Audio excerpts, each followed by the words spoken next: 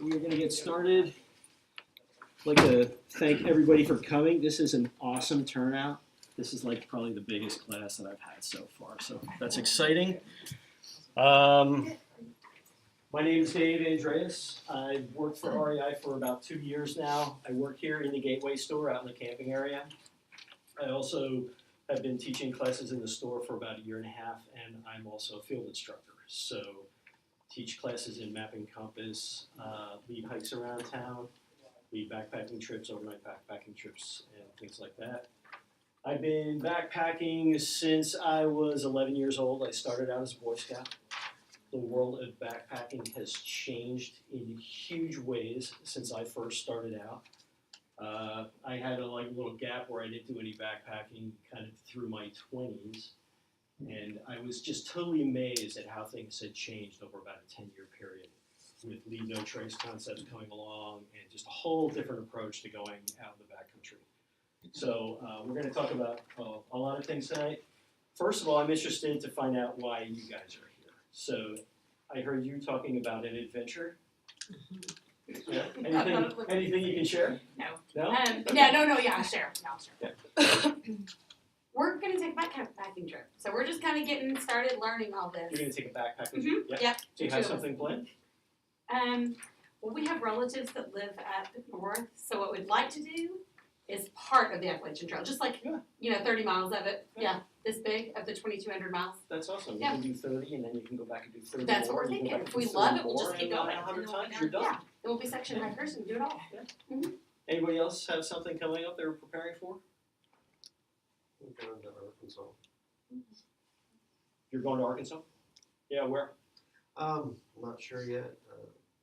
A group of our friends once a year go out hiking random places. So I'm finally getting my stuff together to go with them. So yeah, there's a good trail up there. I think it's Ozark Highlands Trail, something. I think. I'm sorry? Devil's something or something like that. I'm not familiar with that name. I've been up there in the Hurricane Creek Wilderness, really pretty area. Anybody? Yeah. I'm going to be doing the Santiago de Compostela Okay. way from So is France. everybody familiar with that? It's a very famous trail in Spain. Right? the border of France and Spain. Yeah. So it's maybe you can talk about that a little bit. Or I can. We have a lot of people who come to the store who are needing packs and things like that. Right. For that, you basically go from their pre-set places where you stay, so you don't have to carry camping gear. You're hiking and carrying your personal gear. It's kind of a pilgrimage, kind of a trek. Anybody else? Anybody have any backpacking experience? Yeah. What Do you kind want me to talk now? of? Sure.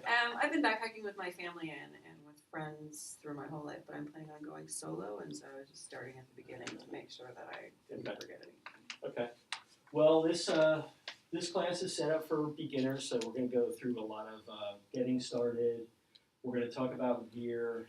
We're going to introduce some leave no trace philosophy.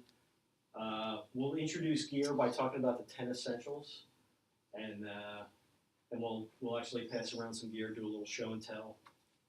I like to finish the class with my little case study, so I basically set up what my most recent trip this past summer was, and I had my pack packed basically the way I do that trip. So once we get to that point, I'll just start pulling my stuff out of my pack, and you'll see how I have evolved to approach this, which is not conventional, I'd say. And then I'm going to finish up with a discussion of some resources, other classes that are going to be available, and things like that. Okay? So feel free to ask questions. We're scheduled to wrap up at 8 o'clock. I will do my best to try to wrap up by 8 o'clock, but the more questions you ask, the more you get me telling stories, which I love to do. We might roll over. If you have to leave, feel free, no problem. But I really want you to get as much as you want out of the class, so feel free to stop me and ask questions whenever, okay? So, getting started, some basic guidelines. Anytime you're on public lands, there are always some kinds of rules and regulations that you should be aware of. And we'll talk a little bit about that more when we get into planning trips. But respect the rules, treat the land properly, know about permits, things like that. The next thing I think is really important is when you're getting far away from a trailhead on a multi-day trip, you are relying on yourself and the people in your group for your safety, all of those kinds of things. So the more you can learn, the more other people that you travel with know, the better you are prepared to deal with any kind of adverse situation that comes up. I mean, we're stepping out of our comfort zones when we go out in backcountry areas. So it's really good to be prepared with knowledge. And then, once you get that knowledge, pass it on to other people. Share leave no trace principles with people you see out in the backcountry. Share your experiences with kids and youth who are getting into getting more outdoors and not sitting in front of their computer screens and their video games and their iPhones and all that kind of stuff all day long. So we'll start with leave no trace. Basically 7 principles in leave no trace. And it's not a set of rigid rules. It's a set of principles to think about when you're out in the backcountry. Some of them do get turned more into rules, and I'll communicate some of those. But it's really things to think about. The first one is plan ahead and prepare, and we'll talk about that more on the next slide. The second one is travel and camp on durable surfaces. So basically you're trying to minimize your impact to the area that you're in. Minimizing your impact of vegetation, things like that. Your trail is the primary durable surface, so anytime you have a trail, stay on the trail. Don't go off trail and trample vegetation. Be careful about where you set your tents up and where you sleep. I was in the Sawtooth Wilderness in Idaho this past July, and we were required to have a leave no trace session with a ranger because we had a group of 8. And he told us the growing season in the Sawtooth lasts 19 days. So any vegetation that you're killing by trampling it or setting your tent up on it for a couple days and you're killing it, it takes so long for things to grow back there because they have a 19-day growing season, which just totally shocked me. I had no idea. It's a beautiful wilderness area, big trees and everything, 19 days. So, be really careful where you travel. And the next one is dispose of waste properly. Obviously, carry out anything you carry in. Human waste, rule of thumb is 200 feet from any water source. You're going to dig your cat hole, put that stuff 200 feet from any water so that things can percolate through the soil, get filtered out, and be, and not be harming water sources. Same thing with dishwater, washing, all of those kinds of things. You should really get any food scraps and things like that out as much as you can, put it in your trash bag, and then any wash water should be disposed of like in a cat hole, like 200 feet away from a water source. That's probably the biggest thing that I see people violate. People think, hey, I've got some camp suds, biodegradable. They're down there at the edge of the lake shore, just suds it up, washing their pots and everything, and thinking that that's harmless.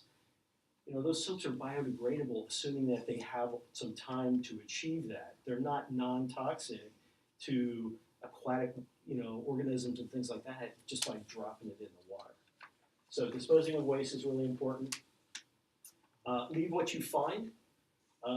Sometimes this is things like, don't take plants with you. Don't take animals with you, obviously. Don't take artifacts with you.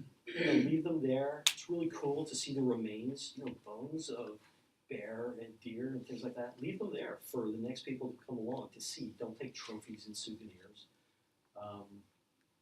What else? Native American artifacts. If you travel in the Southwest and you get into remote areas, you can find pottery shards, things like that, which are really, really cool to see. So leave that stuff there for others to find. Minimizing campfire impacts. Fire is one of the things that has the most potential to do damage. So obviously you're going to be careful about where you build fires, when you build fires. Pay attention to burn bans. It's very common in wilderness areas when you're above tree line to not be allowed to have fires at all any time of the year. Because there's so little vegetation up there, there's so little fuel that they want all of those, all that organic matter to decompose and go back into the ecosystem they don't want you to burn it and have all that go up in the smoke in the form of carbon dioxide, things like that.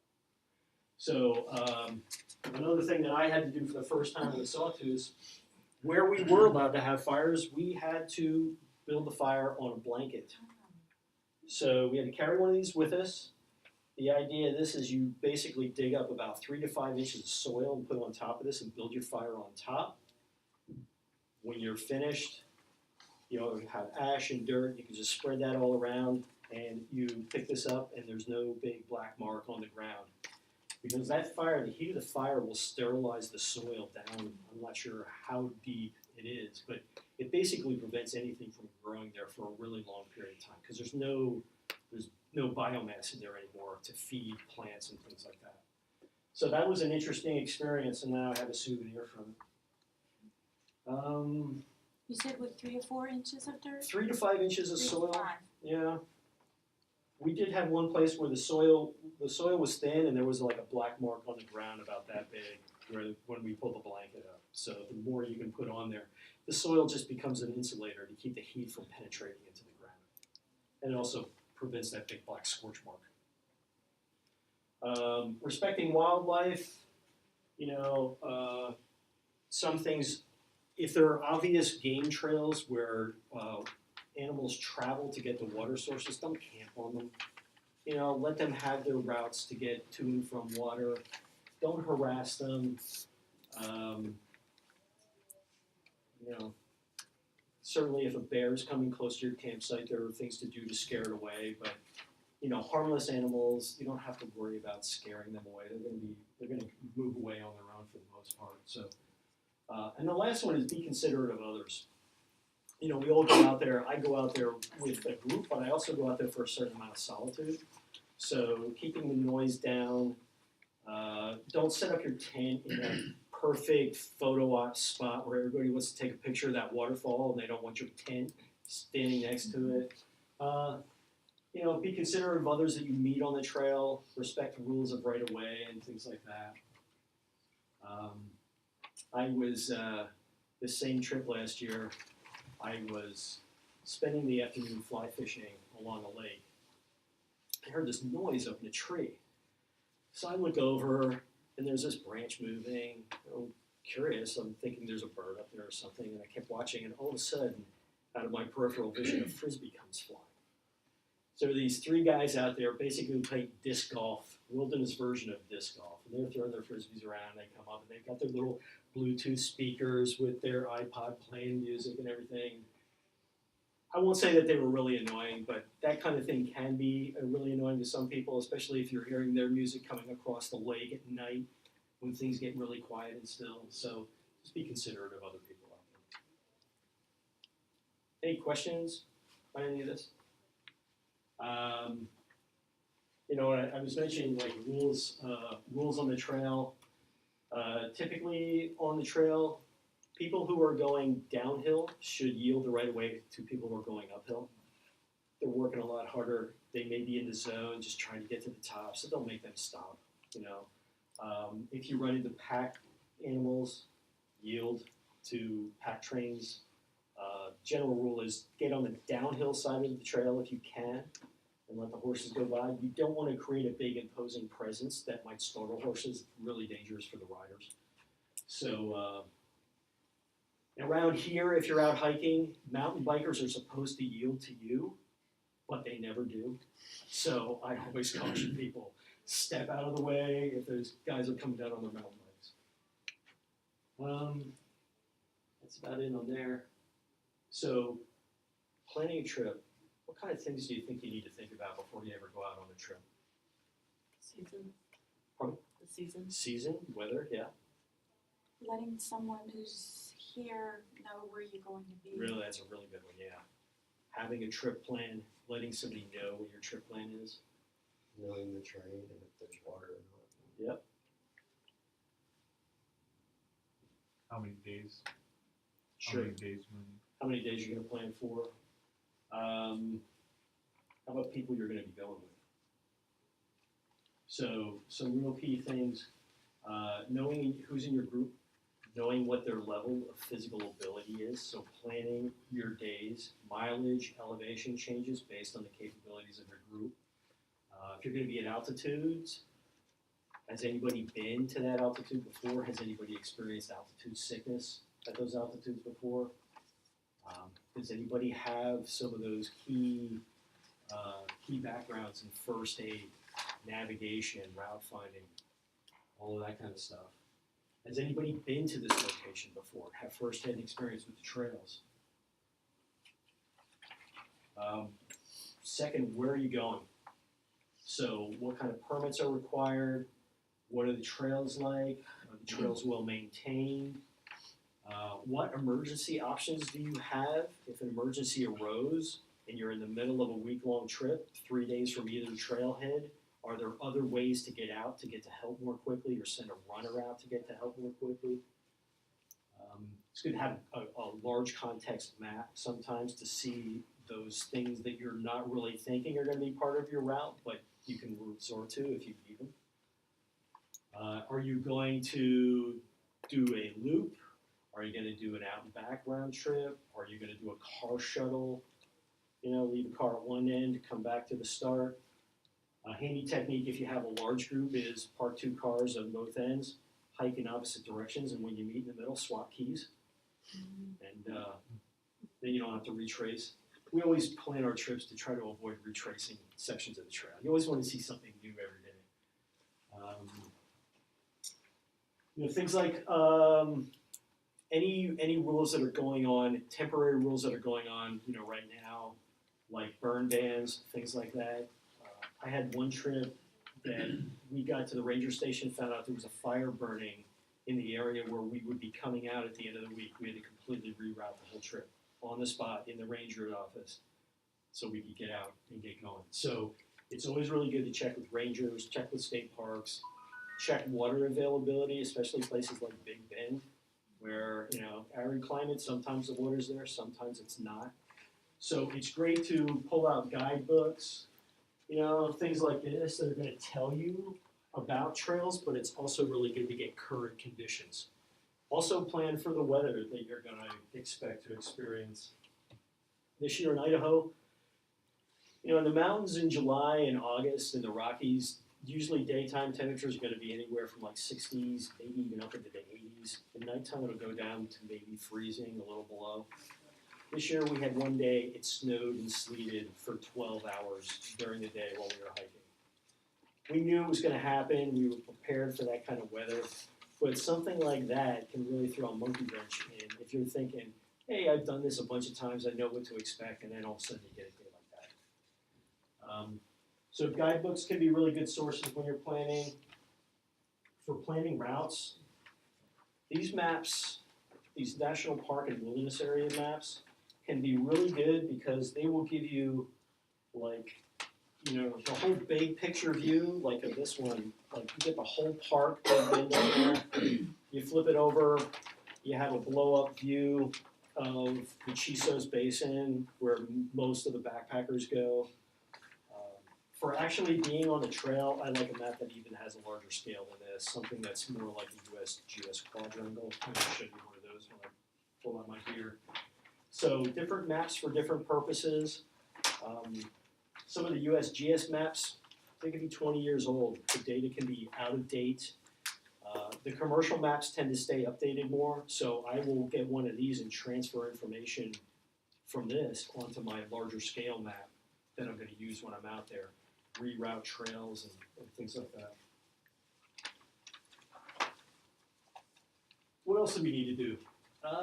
Yeah, what are we going to be doing? We talked about weather.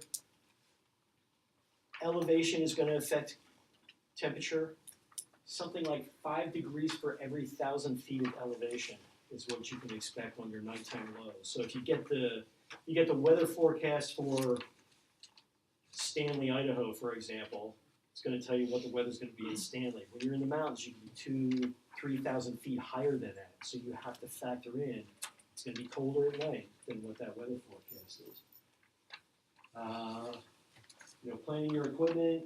If you have other types of activities you want to do out there, climbing, I'm a fisherman, so I take fishing gear along, but, you know, thinking about the equipment for the types of activities you're gonna be doing, the duration you're gonna be out.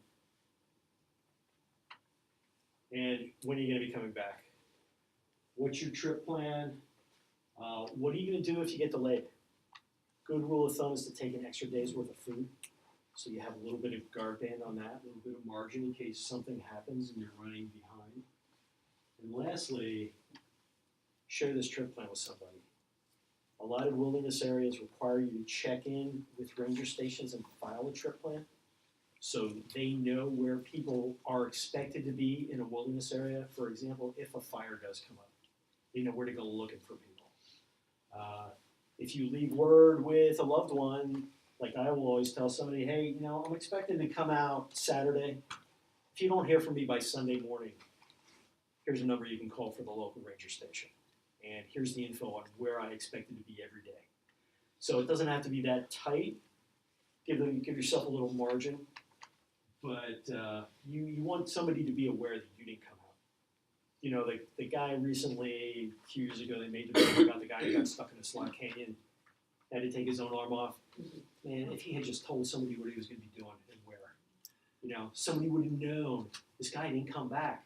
They'd have people out there looking for him. So it could be really, really important. Any questions?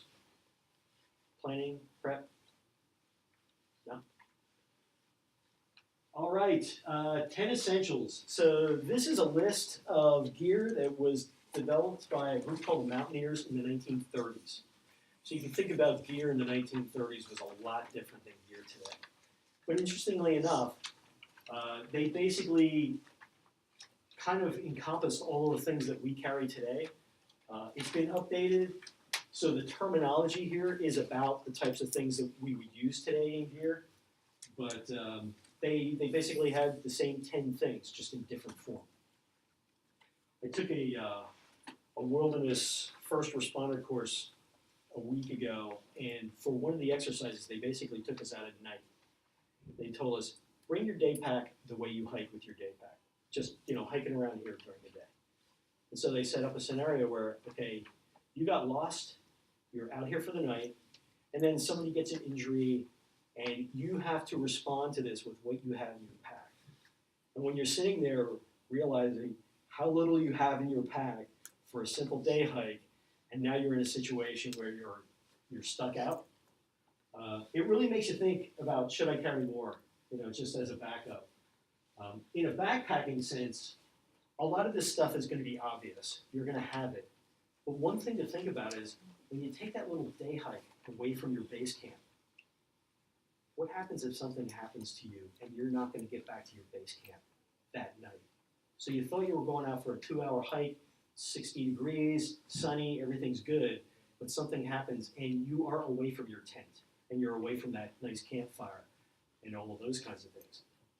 Are you going to have things with you to help you get through the night? So think about it in that context, and that's a good way to think about it when you're backpacking. Because like I said, some of this stuff is going to be really obvious. So obviously, you're going to have a way to find your way around out there. A good map. If you're staying on trail networks, most of the time, all you need is a map and then knowledge of how to read it and how to figure out where you are based on the features that you see in the land and associate those to the map. If you're going to be doing any kind of off-trail stuff, a compass, GPS can be really helpful. They can also be helpful just for giving you certainty that you are on the map where you think you are. And I've had these situations where I have pulled out the GPS and double-checked, even though I was pretty confident I knew where I was, but I wasn't seeing what I expected to see. There was supposed to be a trail, and there was no trail. Am I really in the right place? So, yeah, knowing something about navigation, really key, especially solo. You know, if you're going to go out solo, that will be really good. And I find that usually with groups of people, there are people who are the navigator, people who have the first aid knowledge. So as a group, you have that kind of collectively. Sun protection, sunscreen, sunglasses, really important to, you're going to be out in the sun a lot during the day in most situations. Extra clothing, insulation. You know, like I said, you might think, hey, it's a nice warm day, I'm just gonna go off in my shorts and t-shirt, but this is where people really get into trouble and get into life-threatening situations with hypothermia because they went out for a day, temperatures are really mild, and they get stuck out there, and the temperature plummets at night, and it can be a really serious situation. So think about extra insulation, illumination. Obviously, headlamps are really popular these days, flashlights, whatever. If I go off for a day hike, I throw that in my pack. It's just with me. If anything happens, I'm not going to be out in the dark. So they don't take up that much space. First aid supplies. Again, that's kind of like having them, but also knowing how to use them. Probably the primary sources of injuries in the backcountry, wounds, knife cuts, burns, things like that are most common. So Band-Aids, wound care, burn care. The second most common are athletic injuries, sprains, sprained ankles, sprained knees, those kinds of things. And then third is like intestinal problems. People don't wash their hands enough, they exchange germs, or they don't handle the food properly, or they get bad water, things like that. So those are the top three. There's all kinds of things that can happen out there though. Fire, matches, lighters, the way to create fire. And nowadays it's stoves for cooking and things like that. Repair kit and tools, something as simple as a small knife, could be like a Leatherman, something like that. If you run into a situation, strap tears on your pack, you've got some parachute cord, you've got a knife and all, you can probably rig it back together and get yourself through the rest of the trip. Nutrition, I mentioned extra food. Always a good idea. Like for me, I don't plan an additional meal. I'll just throw a couple extra Cliff Bars in my pack. And then I'll eat them on the plane on the way home. Hydration, planning your water. The places that I tend to go in the summer, I go to the Rockies or the Sierras or someplace like that. Water's plentiful, so I don't have to carry a lot, but I have to figure out how I'm going to treat it. If you're going to places like Big Bend, you could end up carrying your water for 2 nights if you're going to be in there for 2 nights and 3 days. And that adds up. It's, general rule of thumb is a gallon of water per person per day. And a gallon of water is going to be about 8.5 pounds or more. So you can go out for just a couple of nights in an area like Big Bend and carry a heavier pack than I'll carry for a week out in some place where water is plentiful. So planning water and how you're going to treat water is really important. Emergency shelter, you're going to have a tent with you, but again, if you're going to go off on that day hike, how do you protect yourself from the elements? So those are the 10. There's a rule of threes when it comes to survival that you can kind of think about with this.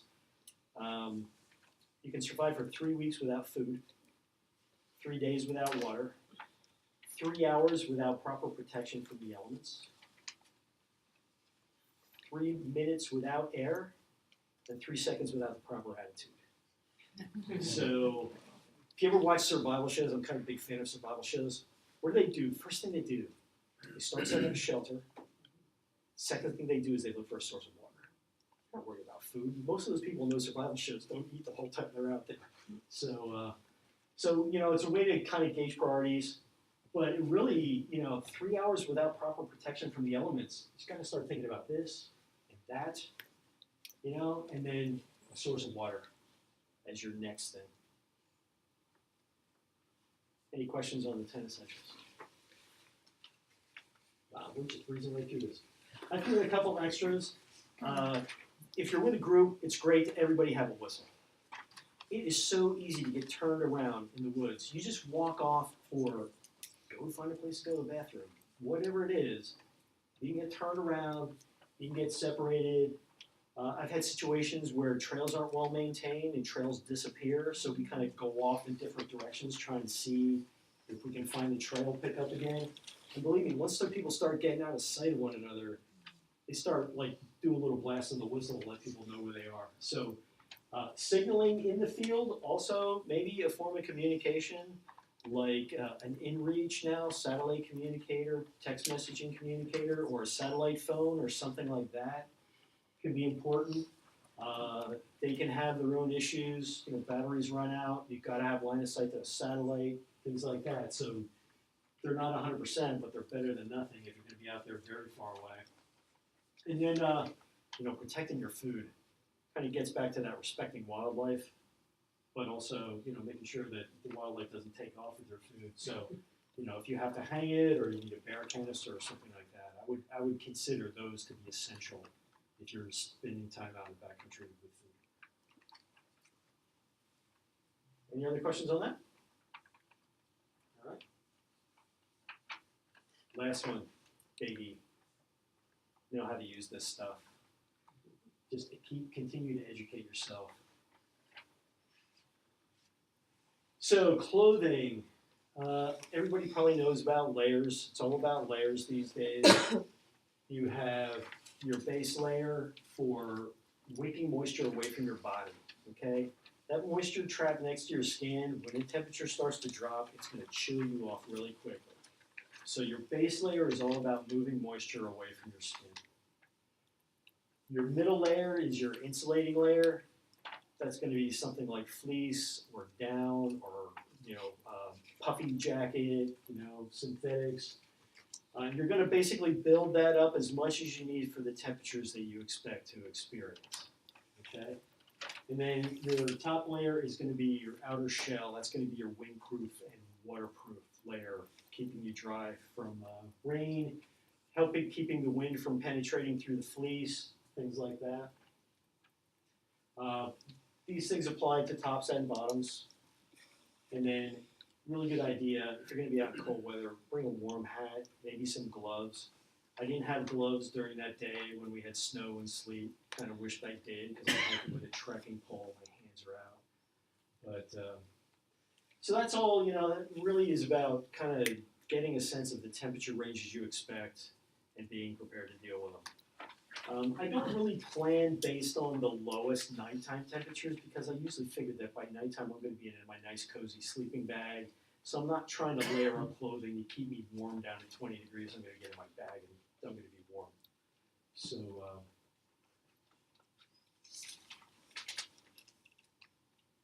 questions about clothing before I go into footwear? You guys are so quiet, yeah. So if you're gonna be out for like 4 days, how many pairs of shirts would you just pack 3? So that's a really good question. I'll show you what I do. I'm pretty minimal. Like I don't have 2 of anything except socks. Do you just wear it every day? Yep. Over and over? Okay. So, that's one thing about backpacking is, we have been socialized to do certain things in our culture, like bathing every day, like changing clothes every day. One of the things about backpacking is it's kind of, there's no right way to do it. There's no right answer for everybody. It's kind of a trade-off of how much weight are you going to be comfortable carrying, how much risk are you willing to take or not take, and how much comfort are you trying to achieve.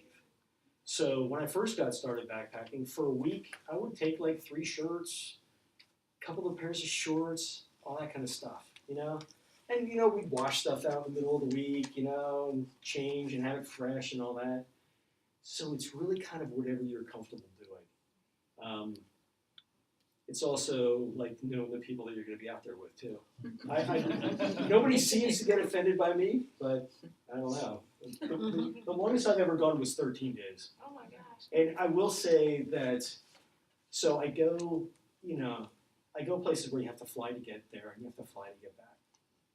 So one day, I was talking to somebody about this. I said, I figure if I can get off the trail on a Saturday, I can get a shower on Saturday evening, and then get another shower on Sunday morning, I'm pretty good to get on a plane and sit next to somebody I don't know. And my girlfriend looks at me and she goes, dude, it takes like a week. And I had no idea. But she's got a very sensitive, sense of smell. So, there are a lot of things about backpacking that are going to fall into that, what are you comfortable doing? And the more you do it, the more that might change. But really, you gotta carry it all. So that's the huge trade-off. And then, and then everything, like I'm a lightweight backpacker. I've been doing lightweight backpacking for like the last 5 years. So I like weigh everything. I know down to the ounce how much I'm carrying, and every time I go, it's like a game to see if I can get it lighter. But there are limits. Like I'm not gonna leave the first aid kit behind. I'm not gonna leave, there are certain things that are ensuring my safety and, managing that risk that you can't let go of. And I can talk about lightweight backpacking forever, but I guess the answer to your question is just depends. Depends on you, depends on a lot of factors. If you know you're gonna be out in a wet type of situation, having dry clothing, and it could be stuff that you only wear in camp, and you make sure it's always dry, and you're on the trail in the wet, damp, but you're moving, you're burning energy, you're creating body heat, so it's okay to have the damp clothing on day after day. But when you get to camp and you start to settle down and it starts to get cool, you have something nice and warm and dry to slip into. So that could be a strategy for figuring out what you need clothing-wise. Okay? So footwear, they use some terms on this slide that I think are fairly older fashioned maybe. They're talking about these being hiking boots. They're talking about these guys, real sturdy, rigid, full leather uppers as being backpacking boots. Most of the people that I know backpack in shoes like that nowadays. If I was going to be in cold, wet climates, then full leather upper Gore-Tex to try to keep my feet warm and dry might be more important. But like I said, most people I know are going to hike in a lighter weight boot like that on the left. You can even get into low hikers. I backpack in trail running shoes. Really important to know your body, what your needs are in terms of ankle support. It's also related to how much weight are you carrying in your pack. Your body is not used to like accidentally rolling your ankle with 40 pounds of extra weight on you. That can really stretch your ligaments, lead to a strain, those kinds of things. So, if you're getting into this, I would suggest a shoe like that, and then as you advance, maybe you can go into something lower, but ankle support can be really important. The other thing about backpacking and carrying extra weight is if you don't have a nice rigid sole, you're walking on pointy rocks, your feet are going to ache at the end of the day if they're not in shape for experiencing that. So a good rigid sole on the bottom is really good for helping to keep your feet healthy and happy on the trail. Some good wool or synthetic socks, again, they're going to help keep you warm. They're also going to help wake that moisture. And a pair of sock liners can be really good at helping to prevent blisters. So blisters are formed when there's friction of your sock against your skin, builds up a hot spot, eventually it forms a blister. If you wear a pair of sock liners, ideally that friction is going to occur between the layers of fabric. The sock liner stays nice against your skin and moves within the sock a little bit when you have that motion, and it'll really help cut down on hot spots and blisters. And it's also really good at helping to wake that moisture too. Gaiters, depending on the type of area you're going to be in. So gaiters are these kind of things that they go over the bottom of your boot, and they come up over the top of the boot. Really good for like snowy conditions, so snow doesn't get down inside your boot. I actually wear gaiters, and I'll show you what I wear. Because I wear really low shoes, it's really easy to get stones and pebbles and dust and things like that inside my shoes. I also walk right through streams. And so you pick up all kinds of silt and sediment, and that would all get into my shoes. So I have gaiters that help keep that stuff from getting into my shoes, so I'm not like stopping all the time and picking out pebbles and things like that. Does it make it does it keep it waterproof? No, my shoes aren't waterproof. No, the gators. The gaiters, no. Well, some of them will, yes. I mean, some of them are waterproof. A group called Knowles National Outdoor Leadership School, like for their trips, they do a lot of off-trail stuff. And so in warm weather, people will be hiking in shorts, and they'll wear big high gaiters like that to help protect their legs from brush when they're off-trail and those kinds of things too. So it helps keep the weather up, but it can also help protect your skin from thorns and brush and all that kind of stuff. Any questions on 4? All right, so let's get into some gear. Shelter. So what are we trying to shelter ourselves from when we're camping? Weather, rain, bugs. Yeah. Anything else? Thanks. Snakes. I don't know that you have to worry about snakes too much in North America when you're sleeping. At least I hope not, because I don't use a tent. Bears, you know, if you think that little thin layer of Exactly. fat is going to protect you Exactly. from a bear, I mean, the thing about bears is just make sure you don't bring any food Yeah. in there. That's like the key thing. Keep your food away from camp. If they're going to smell it, they're going to be attracted away from your camp and try to get after it. But yeah, the main things are weather and possibly insects, depending on when you're traveling and where you're traveling. And that's another thing to think about in terms of the environment too. Like in the Rockies, June, early July are the big mosquito seasons. That's springtime. By late July and August, don't have that much problem at all. So planning accordingly. I mean, sometimes of the year out there, you need like mosquito nets over your head, face nets, you know, all that kind of stuff, because they're just swarming all over the place. So, you know, in situations like that, a nice tent with a zip-up door and everything would be good. You know, other options are tarps. Hammocks have become really popular. Keep you up off the ground. You can get hammocks with bug nets, rain flies. You have to be able to sleep hanging in a hammock all night long, which is not always easy to do. But, you know, so these things bring different weight trade-offs, different complexities in setting them up. You know, the tents that we have here in the Texas stores are typically 3-season tents because we really only experience 3 seasons in Texas. We don't have harsh winters. And, you know, for warm weather camping, looking at how much mesh there is to help get some airflow through there is good, so you don't get too hot. Things to think about: can you sit up in it?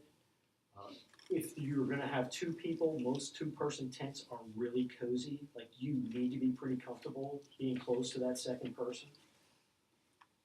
How easy is it to set up? Like these guys, they set up, they're totally freestanding. You can just pick that tent up and move it all around, and then when you find a spot where you really want it to be, you can stake it down. So it's not relying on being staked down in order to have its shape, which can be really handy.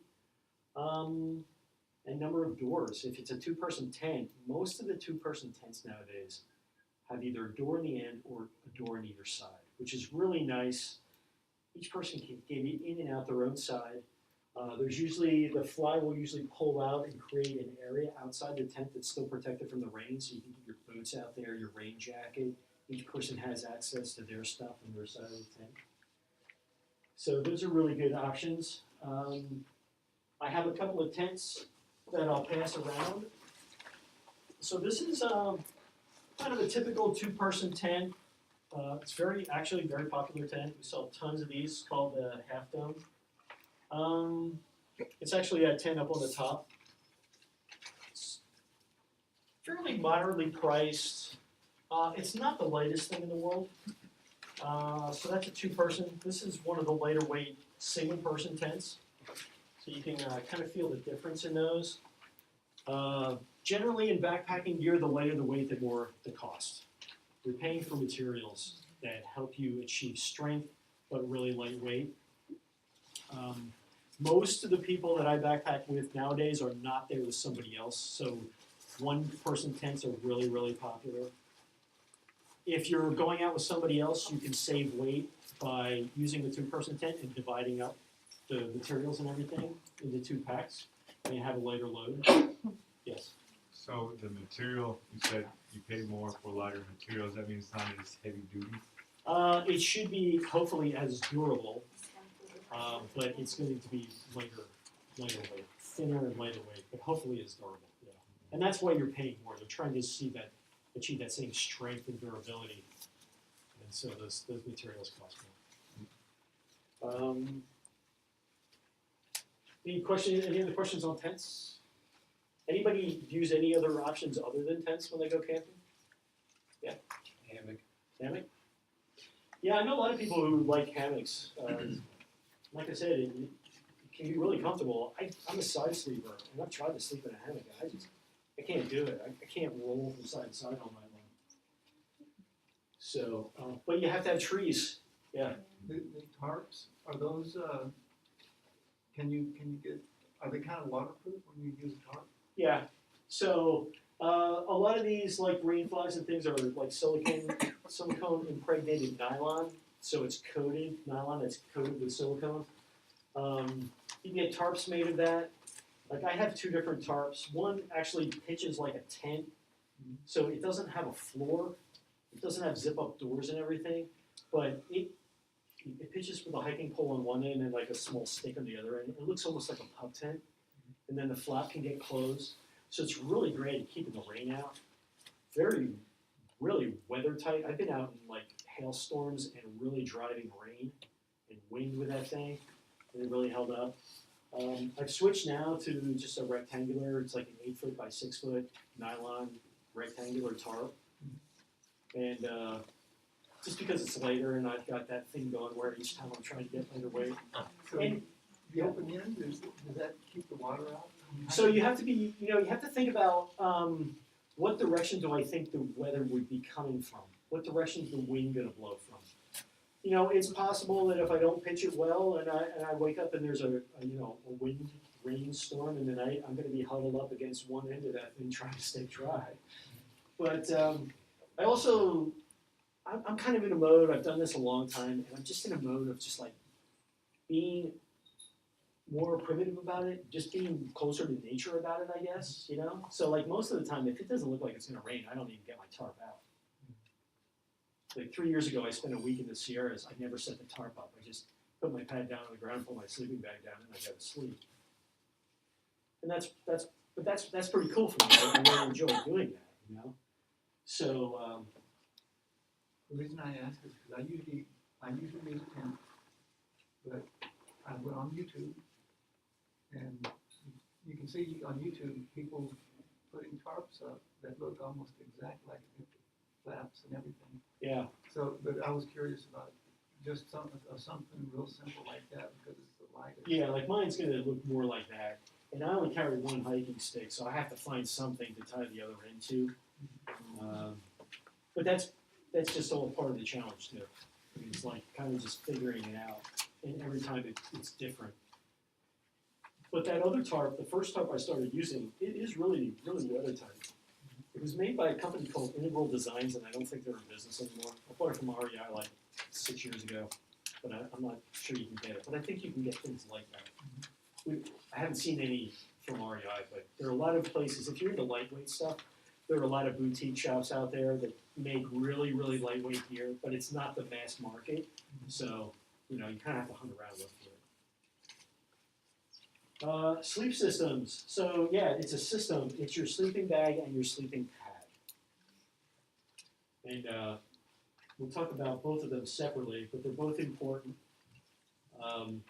Sleeping bags, two primary materials for sleeping bags, down and synthetic. They each have their own pros and cons. Synthetic bags are going to be less expensive. They are going to probably be somewhat bulkier and heavier than a down bag for the same temperature rating. So when you're shopping for a sleeping bag, first thing you want to know is what kinds of temperatures do I think I'm going to be out at? What do I want to be prepared for? And then it starts there. You can see they kind of ranked sleeping bags by summer bags, 3-season bags, things like that. I grew up in the Northeast, so I just got kind of conditioned if I'm going to have one sleeping bag, a 20-degree bag is a good way to go. I have a 15-degree bag now that I carry, but a lot of people will buy like 30, 40-degree bags because they're just going to be out in like nice weather in Texas and they don't expect to be out in really cold weather.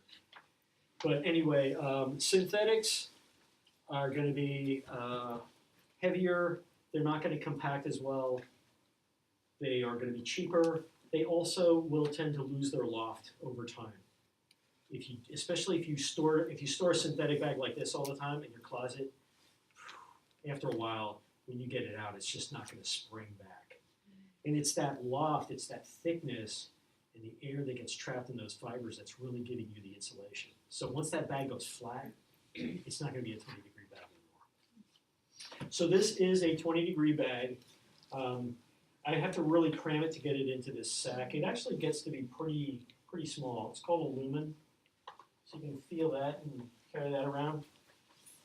This guy is a 20-degree high-end down bag. That bag, maybe a lumen, maybe like $150, something like that. Is that down? That's a synthetic. Synthetic. Yeah, the first one coming around.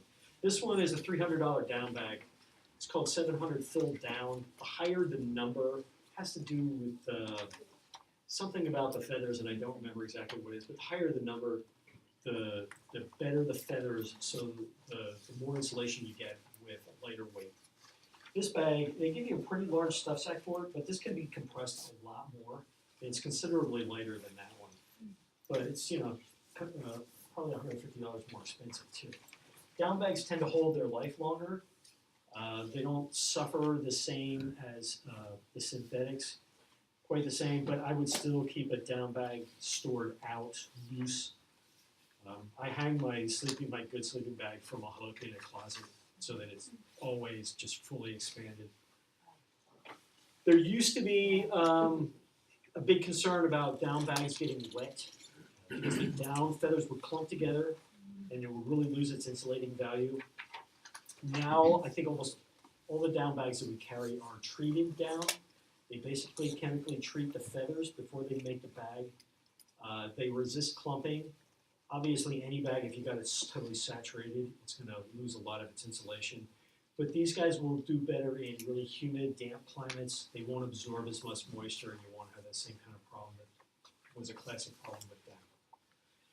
So, think about your temperature ranges, and, I was told, like, with the synthetic bags, you at least bring them out a little bit to where, like, if they were to get wet or something, then you bring them out a little bit and they'll dry a little bit quicker than the down. Probably would. I don't know how it is with treated down nowadays. I actually don't have any experience with treated down directly to know how well it works, but I know that they claim that the performance of those is getting close to the synthetics.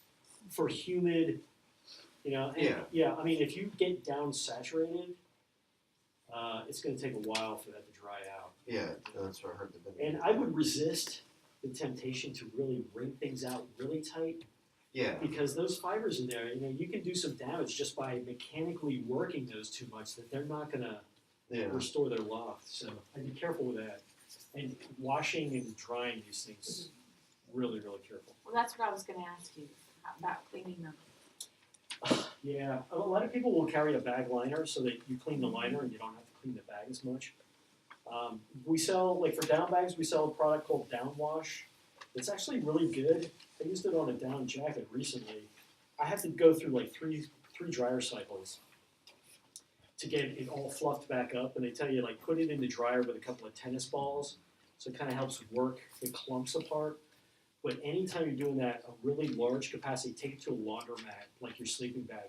Get the biggest capacity washing machine, the biggest capacity dryer. Be really careful on the heat. Low and slow. I ruined a synthetic bag one time because the dryer was much hotter at a laundromat than I thought it was going to be. Man, that thing was just dead. So you need to do it in a machine or just hanging it out on a line? I've heard of people that wash it in a tub, fill a bathtub with water, stuff like that. Honestly, I've had my down bag for about 5 years. I've never washed it. I don't want to take a chance on it. I'll just air them out. What's that? I'll just air them out. Just open it up and let the air out. Yeah, that's what I do. Like all my clothing, My tent. I air it out really good. No, the tent I'll wash it off when I get home. Get the Yeah. soil off and all that kind of I was stuff. thinking like if you got into some situation and you just got all muddy, like if your ring situation Yeah, like a down out bag. of Well, control. if it's the one thing about all these bags is they have a pretty good nylon shell. Most of them that is pretty not water repellent, but it resists some of that. So if it's just on the surface, you can wipe those things off. if it got saturated inside, that could be a problem. Can I ask you, our tent is really old, so are the new ones that they make, are the bottoms waterproof, or you still need to have a tarp underneath the bottom of the tent to keep the water? So the bottom should be waterproof. We still recommend like a footprint or some extra layer beneath the floor of the tent, because the floor is what's taking all the wear and tear. You put it on sandy soils, gravelly soils, things like that. Plants with stickers on them, whatever it is. That extra layer helps protect the floor of the tent. It's kind of the insurance policy so that you don't run a $200 tent by getting, the floor worn out. So it's still recommended. And, when I first started doing this stuff, I had a tent that didn't even have a floor. But once I started getting tents with floors, we would just go to the hardware store and buy plastic and cut it out. Well, the manufacturers figured out everybody was doing that, and so they decided to sell you one of those for $30 that's got, grommets on it and clips to the poles and all that kind of stuff. But it's a good idea to have something under the tent. Questions about sleeping bags? So pads. Pads, obviously, pads going to give you some comfort. Get you up off the ground, help smooth out the rough spots. But probably one of the bigger and more important issues with the pad is this is your insulation to the ground. I mentioned that it's the air that's trapped in the sleeping bag fibers that's really giving you the insulation. Once you put your body weight on that bag, you flatten that all out, you don't have any trapped air in there at all. So you're losing a lot of that insulation between your body and the ground. And this is what's going to give it back to you. So nowadays, pads, originally you had these closed cell foam pads. You'll see them roll up kind, or now they've made these accordion kind because they're a little bit more compact. These are actually still really light. I carry one. I've had it since like 1990. The thing I love about it is I can put that thing on the ground anywhere and I don't have to worry about it getting punctured. And I do. Like, I hike fast, so I'll stop and wait 20 minutes for people to catch up to me. I'll just unclip that from the side of my pack and lay it down under a tree and I take a nap or whatever. I don't have to worry about protecting it from punctures. They're not the most popular thing nowadays because people want more comfort. That thing is maybe a half an inch. So yeah, it's going to smooth things out a little bit, but you're still going to feel the bumps. So the second thing that came on the market, this is actually a really new model of these, was what were called self-inflating pads, where they had foam inside. And when you open up the valve, the foam expands, draws air in, then you kind of fill it up the rest of the way by blowing air into it. Close the valve. And those guys got to be maybe about 1.25 inches, but they were a little heavy because you have the foam inside. So the next evolution of those is to make one like this where it has foam ribs, so it still expands on its own to the point where the ribs are fully expanded and draws air in, and then you continue to inflate. And this is maybe 1.75 inches, something like that. It's surprisingly lightweight, given the fact that it still has foam in there. So this is the latest self-inflating pad. And, it packs up to be this big. It's pretty good. You can start to fit your pads inside your pack. And then I think I saw my first air mattress style about 6 years ago. Basically, if you think back to the old days of the little air mattress or the pool floaty kind of thing or whatever, yeah, you could sleep on one of those, but they had no insulation at all. The air in there would get cold. It would be the heat sink. You'd be cold. And so the challenge was to make these things out of pretty durable materials, but also get that insulating value in there somehow. So you can feel this. You can hear the crinkly material in there. There's basically material that's baffling in there to prevent convection. Helps prevent heat conduction. Sometimes they have reflective coatings that help reflect radiant heat back at you. There's just a whole ton of air mattresses on the market. And, I talk to a lot of people that come in. Some people will say, I don't like horizontal ribs. I don't like vertical ribs. I don't like waffles, so it's like, I don't know. It's like a personal preference thing. They keep getting better and better. Like some of these, even when they're inflated, if you kind of lean up and you got your elbow on there and your hip, you can feel it bottom out. There are new designs now, like the Sea to Summit, that's a waffle pattern, and there's actually 2 chambers, one on each side. They're supposed to be better at keeping the heat from moving around, keeping the air from moving around, but also preventing that bottoming out kind of sensation. So, yeah, there's lots, and you know, these things range anywhere from $70 to $170. So weight is a factor, R value, that's the thermal resistance. The higher the number, the better the insulating value. So think about the temperatures you're going to be out in. Think more about the ground temperature. You know, it could get down to 30 degrees, but if it was 60 during the day, the ground's not going to be frozen, right? It's still going to be 60-degree ground. If you're going to be out in really cold weather, permafrost, frozen ground, then you really need a really good insulating pad. I slept with my pad on the concrete picnic table one time because I got visited by a skunk in the night, and I didn't like being on the ground. Man, it got down into the 20s, and I froze. Because that concrete is a heat sink, and I ended up putting all my clothes on, and I couldn't stay warm, and at 4 o'clock in the morning, I was back down on the ground. So my pad's not the best when it comes to insulation.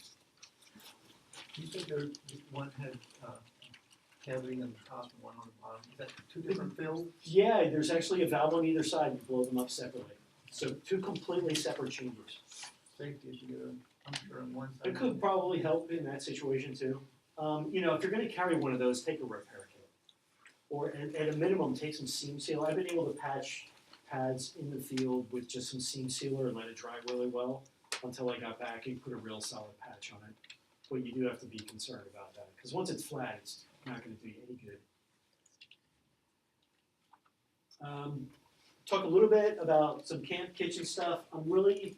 There's all kinds of things that can go into this. You know, there's all kinds of utensils and cook sets and plates and cups and all that kind of stuff. But the 2 key ones we're going to talk about are stoves and water filtration or purification.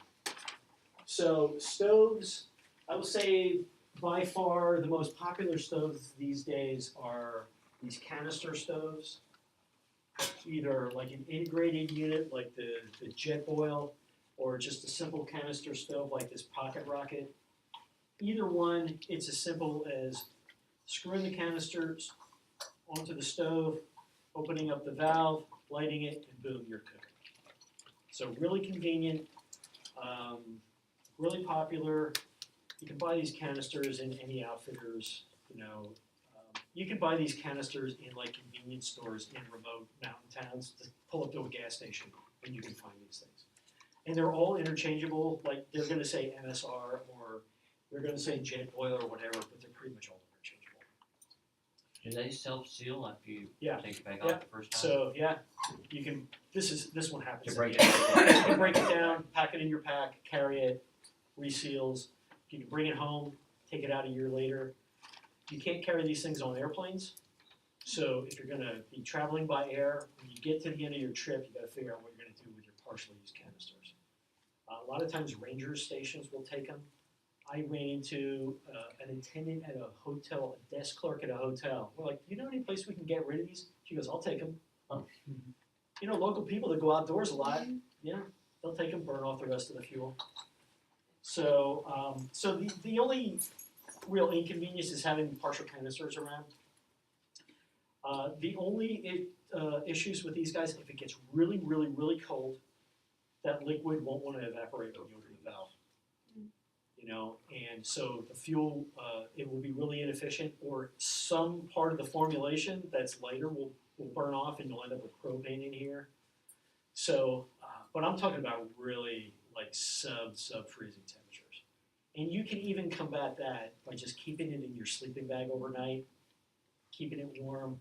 I just saw this mountaineering video. Conrad Anchor did a couple of guys summiting, I don't know, this peak that no one had ever climbed before. And they were in a portal edge, you know, for days, and they've got the jet boil hanging, and they're using this at really high elevations, and, you know, real cold weather. So there are ways to deal with that. The other place where these can be a problem is at really, really high elevations. Because the air pressure is so low, these things might sputter liquid out when you open them up. But unless you're going like 19, 20,000 feet and above, I would never worry about that. How long does one of those last? It depends on the stove. If you look at the stove, it will tell you like how long it takes to boil like 2 cups of water. It will also tell you the burn time on a canister of fuel. So each stove is different. So, but you can plan your fuel based on your stove and the types of food you're going to be cooking and how long you think you need to be boiling or simmering or whatever. So, you know, these guys came on the market really, really, really efficient in terms of heat transfer and fuel utilization because they have these fins on the bottom. So this is basically the stove and pot in one, or, you know, one whole unit. They are great at boiling water. It's harder to control the heat. So if you took like a prepackaged mix and says add water and simmer for 10 minutes, really hard to do that in one of these guys because the heat transfer is so efficient you end up scorching things on the bottom. JetBoil came out with a new revised one. It's supposed to address that problem. It also has a finer control of the flame, a better regulator. It's called the Mini Mill. I haven't used it, but they claim it's an improvement. I happen to be a fan of the Pocket Rocket and just a lightweight titanium pot. You know, and here you get into how many people in your party, are you solo cooking, are you preparing meals for multiple people, what kind of pot do I need, how big, all that kind of stuff. But I'll pass these around and get those started. So most of the time when you're cooking, are you just boiling water, or are you cooking? Yeah, it depends. Most of the time, yeah, I'm just boiling water. The other type of fuel stove you'll see out there, liquid fuel. 20 years ago, this was it. You know, if you were carrying a stove, you were probably carrying a liquid fuel stove. Not as many people carry them these days. Organizations that do a lot of trips will often use these because fuel management is easier. You don't end up with partial canisters because you basically fill this up as much as you want.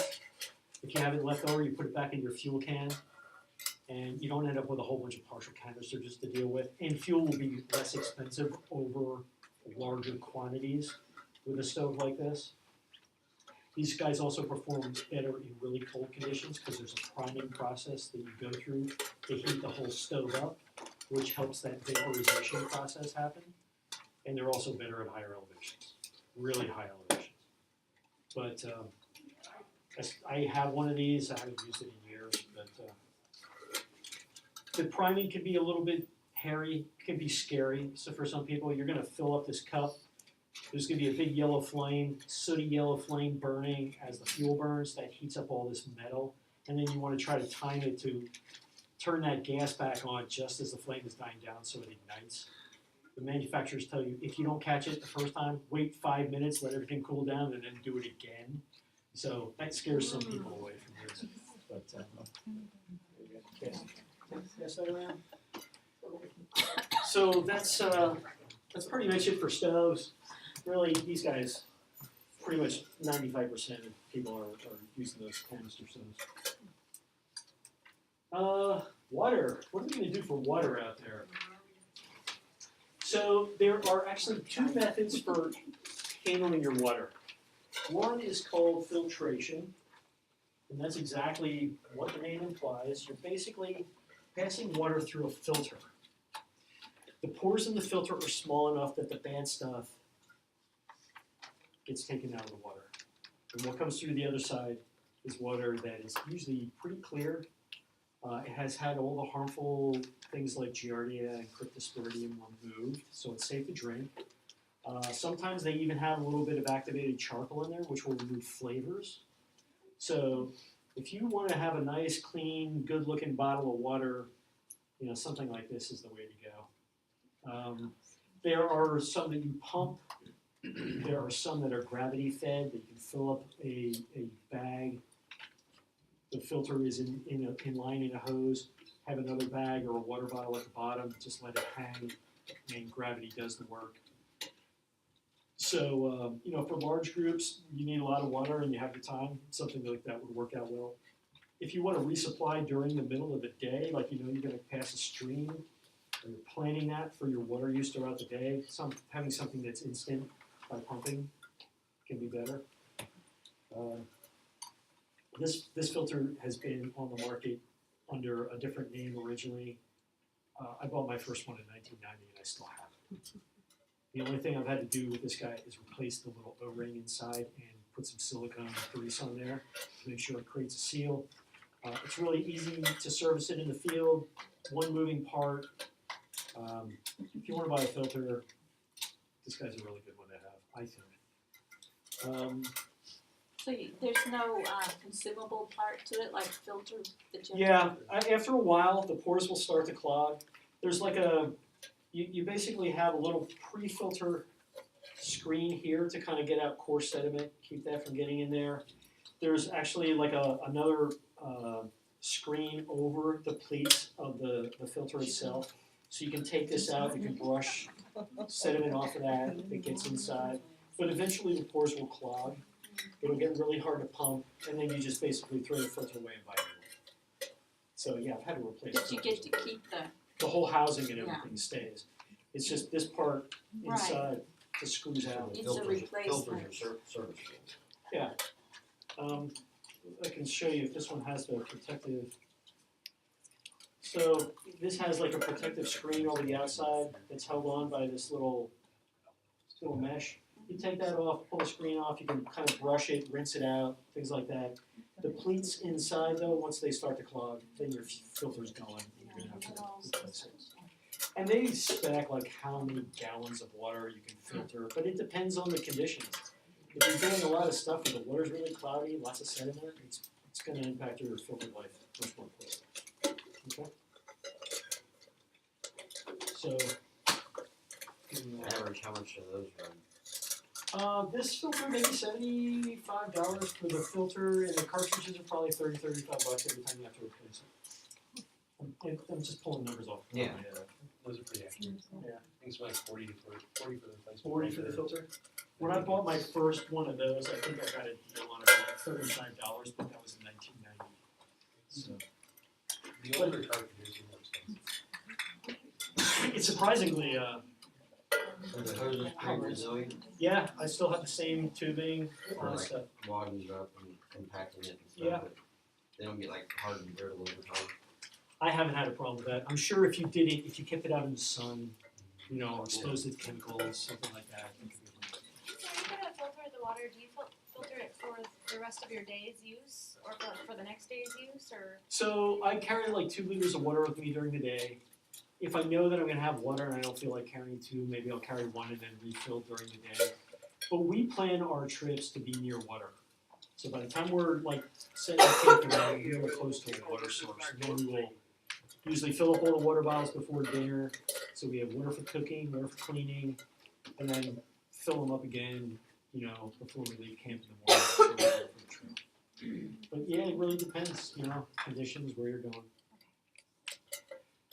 Another new method for making water safe to drink that's come out recently, and this would be considered purification, is a synthetic pen. This basically has an ultraviolet light bulb. Put this in a 1 liter Nalgene bottle and press the button, and in 90 seconds you can drink the water. It will kill anything harmful that's living in that water. Now, if your water was green, or your water was murky, or any of that stuff, first of all, if the water's murky, you have to be a little bit concerned about this, because if that ultraviolet light isn't going to penetrate to the extent of the bottle, it may not kill everything, right? So you want a pretty good clean water source to begin with. You also want to follow the directions on these and about the kind of container you're putting this into. Don't go get a big 4-liter platypus bucket kind of thing that's this long and expect that you can put this in the middle and have it be effective over a longer length. It's kind of designed for like a Nalgene bottle. So all the water is in close proximity to that ultraviolet bulb, okay? So, I don't know, there are probably people that carry this in the backcountry. I think that these are great for travelers. If you're going to other parts of the world where you don't even know if you can trust the water that's coming out of the tap in a hotel room. It's in your suitcase. Draw your tap water, zap it, boom. Now you don't have to be dealing with bottled water and stuff like that. I'm sure you could use this in the backcountry as well. Pass that around. Your last option are chemical treatments. Iodine is kind of the historical method of treating. It will add taste to the water. This one is basically a two-part thing. It comes with a neutralizer. It neutralizes that taste. It takes about 30 minutes to purify a liter of water. Put a tablet in, wait 30 minutes, put the neutralizer in. You have to be concerned if people have allergies to iodine, and some people do. So be careful with that. These potable aqua tablets, read the instructions on any of these really carefully. This takes 4 hours to treat a liter of water. Might be good idea for like an emergency backup, you know, where, okay, something's gone wrong, I'm not gonna get out of here, my filter broke, I don't know. I'm in a situation where I need water, but I'm gonna wait 4 hours because I threw a couple of these tablets in. Not the most practical. This is another tablet. This guy is another like 30 minutes. So be really careful and read the instructions on tablets. So that's it for water purification. And also with the chemicals, again, if the water's cloudy, murky, green with algae, stinky, it's going to be safe to drink. It might not be the most palatable thing you've ever had, but it'll be safe to drink and you'll survive. Do you think that like if you filtered it through your bandana first, would that remove enough of the crud or not? I've tried doing those kinds of things. Real fine silt to go right through the bandana. You know, so that's I carry a chemical. I've had water that was full of algae, came out of a pond and it's green. And I drank it. And you still I treated it and I drank it. So that's one of those other comfort things, you know, like Know your limitation. yeah, I mean, it's gonna be safe to drink. Beyond that, do you want to drink it? I don't know. Have you ever seen those like straw things you can open up? Yeah. And, Life straws? Yeah. Yeah, and, you know, honestly, if I'm in the backcountry, well, I probably wouldn't be carrying water with me. Like a life straw, you're sucking water directly out of a water source through a filter. Now, Life Straw has come out with other products that like bag-to-bag filters and all that kind of stuff too. But the original one was, yeah, it's got a mouthpiece on it. You put it in the water and you drink it. I want water throughout the day while I'm hiking. Yeah. When I don't have a stream. No, I was just saying, like, in opinion, have you ever used them? I've not used them. We sold a ton of those things for a while. Everybody was coming in for Life Straws. I don't get this. Yeah. But that's okay, you know, everybody has their own way of doing stuff too. So obviously there are all other things that you would consider taking. Toiletry, toothbrush, lip balm, insect repellent, trowel and toilet paper obviously. I wear a watch so I know what time of day it is. You know, you can go hog wild when it comes to gear. You know, pillows, all that kind of stuff. You can get umpteen stuff sacks and have everything really neatly organized in your pack. All kinds of stuff. So a lot of that all comes down to those comfort issues, you know, personal preference issues. I'd say a sewing kit would be a really good idea as an emergency thing. Binoculars, camera, I carry a camera, fishing gear, stuff like that. Any questions on any of that? All right. Where are we going to carry all this stuff in? We got a whole bunch of stuff here. So, 2 basic types of backpacks. You have your conventional external frame pack. You really don't see that many of them anymore. You can still buy them from REI. We don't have any in the store on a regular basis. You can get them online. I think there's like a couple Kelty models, things like that. They can be really comfortable because they keep everything off of you, but they can be unwieldy if you get them really heavily loaded. Everything sits off your body, shifts your center of gravity around, throws off your balance. But there are still people that swear by them. You know, people come in looking for them. And most commonly nowadays, it's an internal frame pack like this Valtoro. I'm not gonna get too much into those. Real streamlined, real good freedom of movement and balance. The idea is that this thing becomes an extension of your body. It moves with you, keep the center of gravity in close, you have really good balance. Fit is key on these packs. So if you are gonna buy a pack, make sure you get a pack fit done. They are adjustable, they come in different sizes. You want something that's gonna be nice and tight on your hips. Kind of our rule of thumb is about 80% of the weight on your hips. And then you just want a snug, yet comfortable fit up on top. You don't want big gaps, you don't want the shoulder straps coming off up here with a big space there. That's just gonna slosh around when you're moving. So you want something that fits snugly up here so that is that extension of your body, but it's not so small that the weight is really hanging up here and your hip belt is stuck up in your waist. Okay, so it's really about torso dimension is the primary thing we measure and we fit for, but they also come with different size hip belts, different size shoulder straps for, wider, deeper chested people and all that kind of stuff. There are also women specific packs. The shoulder straps tend to be closer. Women that usually have narrower necks and shoulders, and they're sculpted around women's anatomy. So if you're female looking for a pack, start with the women's packs. It's probably going to be your best bet. Do those, do you have like a day pack, does that pieces of that somehow? Some do. Some of them they design them so that the top lid will come off and have a waist pack in there, so it becomes like a fanny pack. Some of them now, like what they're doing is like the hydration bladder or the sleeve that's inside that you put your bladder into comes out and has a couple simple straps on it, so it's a really, really lightweight day pack. It just depends on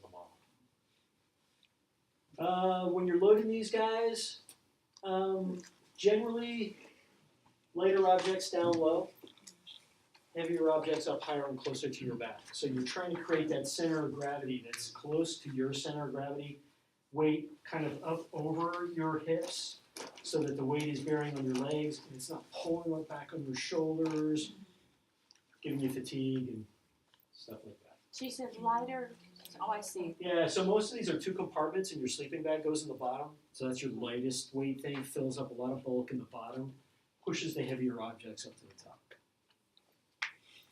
And if you come and do a pack fit, we talk about all that kind of stuff when we're loading it up. We'll put weight in it, let you carry it around. All right, I have a couple examples of packs. This Valtoro, which was on the slide, this is probably the most structured pack that we have in the store. There are some higher end ones that are available online. This pack, maybe $350 nowadays? Oh, is it down that far? Okay. Real good back padding. Christmas time. They may have updated it since then. Yeah. It runs in the 300s. It's the most expensive one we have in the store for sure. It's a combination of padding and rigidity to the hip belt, which helps keep that weight distributed around your hips, but padded. Same thing on the shoulder straps. A lot of people, when I start on a pack fit, a lot of people will be, kind of taken aback by the price on this because it is one of the more expensive ones. The thing to do is try on a couple different packs. Compare the feel, compare the fit. A lot of times people will end up in this pack because it's the one that feels the most comfortable to them, even though they were turned off by the price tag originally. Kind of another pack that I have a lot of success with people is this Deuter. These guys basically come in small, medium, large, extra large, or even extra small on the women's. This pack is a one size fits all. 12 inches of adjustability here. But, there's probably a percentage of the population that this pack is just not going to fit well. That pack, as you go up in sizes, the hip belt size changes. The shoulder straps get longer with the larger sizes. This pack, you don't have that kind of variation on it, right? On that pack, I can even put like large straps on a small pack. I can change the hip belt, mix and match pieces to fit somebody. You can't do that with this. But this pack's like $210. So, and it's a good I have 3 friends that carry this pack and they love it. And I was always like, really? I don't know anything about that pack. But, so I've become a big fan of it. I'm also a fan of this pack for kids, Boy Scouts starting out. If they're big enough to fit in this pack, you know they're going to grow. You have lots of adjustability. Unfortunately, some guys starting out Scouts aren't big enough to fit this and have to go into a youth pack. And then in a couple of years, they go through their growth spurt and they're back in here buying another pack if they continue scouting. So, And you said that one starts about.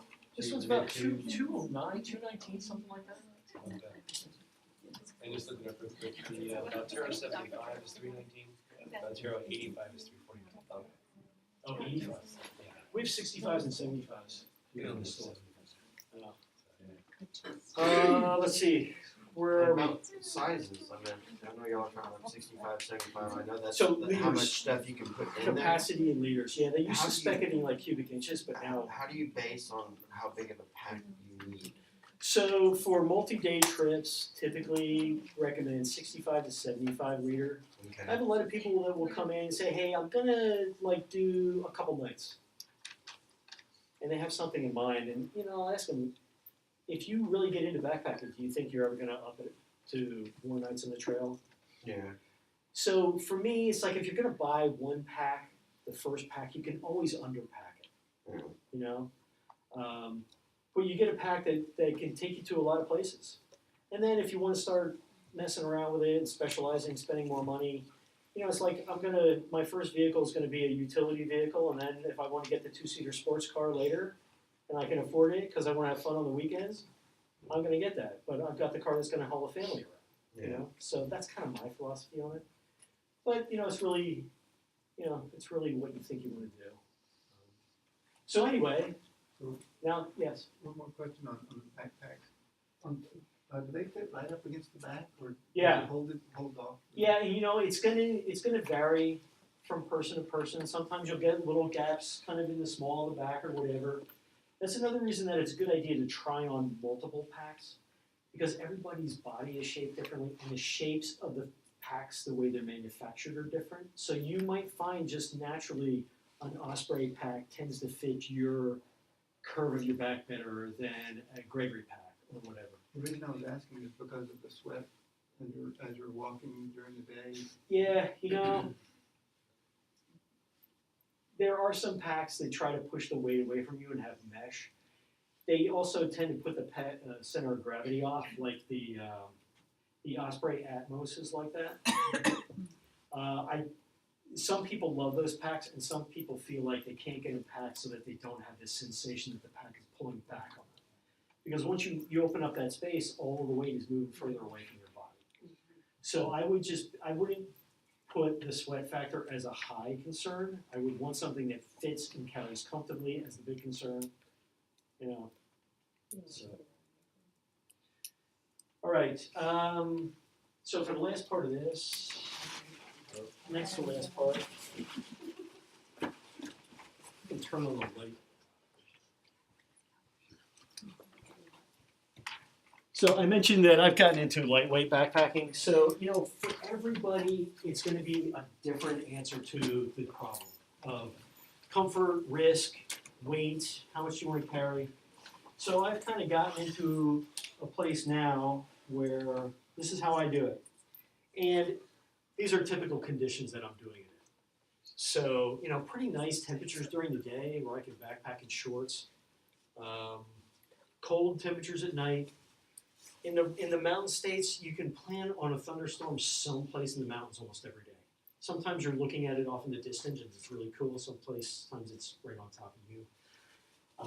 And you can get into spurts where you get a week of rain, but more common conditions are those daily thunderstorms.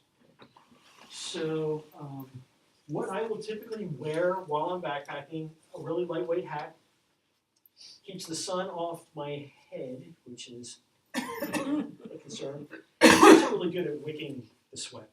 So if I have this on and I'm hoofing it, keeps the sweat from running down into my face.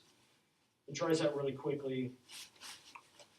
A pair of really lightweight, these are like water shorts, they have a mesh liner in them. They have mesh in the pockets. only shorts I'll have.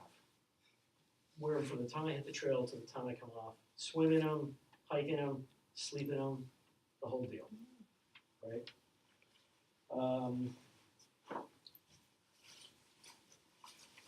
I just hike in a t-shirt. You know, this is a t-shirt that I got for volunteering at a local run.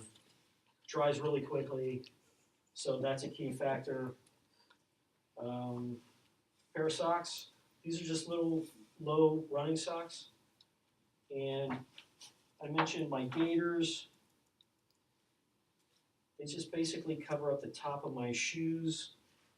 And these are the shoes I backpack in. It's trail runners.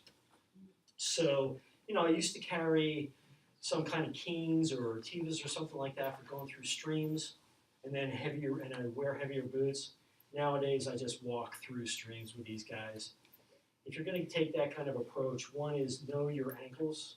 Like, my ankles are loose. I can roll my ankle. I don't get a sprain. I've had sprains on both sides. And you don't want Gore-Tex in a situation like this. I'm just going to plow through the stream. And I want something that's going to dry out really quickly.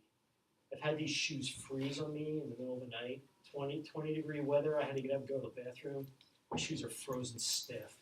And I'm sitting there in my sleeping bag, having to go really bad, just needing my shoes so I can loosen them up and get my feet in. So that's one of those comfort trade-offs, right? Most people will carry some kind of water shoe and wear a boot. But I just wear a low gaiter that just covers up the top of those, keeps all the junk from getting in. And then I always have a bandana in my pocket. And I'll wear a watch and a pair of sunglasses. And so that's it. I mean, that's Your day pack? that's what I'm hiking in. And I don't have another pair of shorts. I don't have another short sleeve shirt. I don't carry any underwear because my pants have a liner. I carry one extra pair of socks, and we'll talk about that as I get into here. So what do I have in my pack? I mentioned my pad. Really no frills. My pad it's actually only 3/4 length, so it comes down to about my knees. By the time I go to sleep, there's so little in my backpack that I just put my backpack on the ground under my legs, and that keeps my legs up off the ground. So my pack is actually part of my sleep system too. But like I said, this thing is so small that once my food's all gone, I can like fold this up and put it in my pack because it's so flimsy from use. What else do I have? In the pockets, really handy, my compass. I carry a really little tiny knife. It's got a 1-inch blade. I can clean a trout, prepare it to eat with this blade. It's not the easiest thing to do when that trout's really slippery, but I can do it, and I've done it. So really small knife, compass. I have a little pencil in here for making notes on my map. And then in the other pocket, Dr. Bronner's soap, biodegradable soap used for washing my hands, hygiene on the out there, and I use a chemical water treatment. So 2-part solution, chlorine kind of thing. You mix it together. It turns yellow in this little cap. Once it turns yellow, you pop it in your water. In like 10 minutes, you can drink your water. But the water could be green. On the outside, 2 water bottles. This is my other water bottle. So I like these guys because the shape allows me to get it in and out of that pocket really easily. You know, you ever try to get those big white Nalgene bottles to go back in that pocket without asking somebody to help you? So a couple of water bottles. So that's all the water you typically carry for a single day? Yeah. Is that right? So where'd those bottles come from? Where'd you buy them? There's a brand of juice Uh-huh. that they sell in the produce section at the grocery store. Okay, yeah. Yeah. Okay. So the juice is really good, You and need then the you keep answer the for bottle. us, yeah. Okay. Yeah, not everything has to be No. like From REI. store bought. The other thing that's on the outside of my pack is this is my fuel. I have an alcohol stove that I made, which I'll show you when I get in there. So this is denatured alcohol you buy at the hardware store. carried in a simple plastic bottle. It's not like explosive and volatile like gasoline or something where you need a metal can, so it helps shave the weight. And I know how much it takes of this stuff to bring a cup of water to a boil or 2 cups of water, so I just plan how much I'm gonna need. And it's clear, so written right on there, this is not water, don't drink this. Are you not a fan of the bladders system? You know, well, the thing is with a chemical treatment, have you ever tried to put a bladder into a lake or a stream and get it to fill up? It just collapses. So I need a rigid container to fill it up to put the chemical into. If you're filtering, that's not an issue. Okay. So, yeah, I used to carry a bladder, but I switched. Inside this pocket, toothbrush, toothpaste, some lip balm, and some insect repellent. My map, standard USGS topo kind of map for the detail. There's a place online called mytopo.com. They have a whole USGS database. You can get the map that you want for the area you're in. They come on different sizes of paper, waterproof ink, waterproof paper. Really good place to get maps.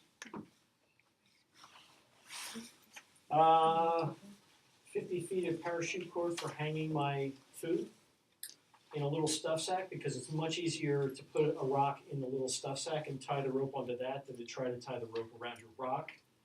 And then you throw it and the rock goes, and then you're trying to tie the rock again. So that's a little trick I learned. Trowel for your cat hole. This one actually happens to have the leave no trace principles written on the back, so if you forget them. And it also has markings so you know how deep it is. Very tiny first aid kit. It's a moleskin, Band-Aids, a couple 2x2 gauze pads, some tape. I carry ibuprofen, Imodium, Benadryl, and antacids. And the Benadryl is mainly for like other people if they have an allergic reaction to something. Yeah, that stuff's awesome. I'll tell you, carry something for like stomach distress though. You know, if you ever have that problem. Steaks for my tarp. My spoon. You don't need a fork, a knife, a spoon. I keep meaning to look up, like the spoon became part of civilization well in advance of the fork. And I would keep meaning to look up the date that like they think that forks actually came on the scene. I like this fork. This fork? Yeah. Yeah. So, I also have a second bandana. And so basically I kind of circulate the bandanas, use one, rinse it out. It hangs on the pack while I'm hiking because that same ultraviolet light that's in that SteriPen is coming from the sun. So you can basically help sanitize your bandana by just keeping it out in the sunlight, letting it dry, let the sun shine on that, helps kill the germs. So that's a good idea. And this pack is one single sack, right? No compartments, nothing like that.